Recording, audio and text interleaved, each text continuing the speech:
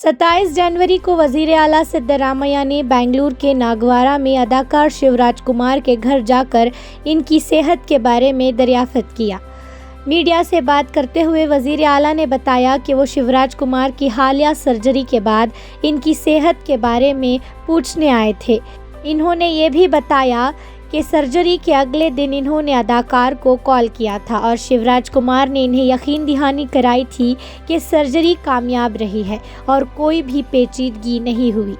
सिद्धरामैया ने यह भी बताया कि शिवराज कुमार अगले महीने से अपने फिल्मी मंसूबों की शूटिंग दोबारा शुरू करने का इरादा रखते हैं। और ऑपरेशन ಮಾಡಿಸ್ಕೊಂಡು ಬಂದ್ರಲ್ಲ, ಆಪರೇಷನ್ ಮಾಡಿಸ್ಕೊಂಡು ನೆಕ್ಸ್ಟ್ ಡೇ ಫೋನ್ ಮಾಡಿದ್ದೆ ನಾನು.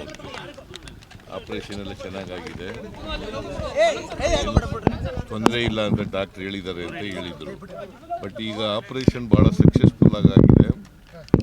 ಅವರು ನೆಕ್ಸ್ಟ್ ಮಂತಿಂದ ಶೂಟಿಂಗ್ ಎಲ್ಲ ಹೋಗ್ತಾರಂತೆ. Now is all right.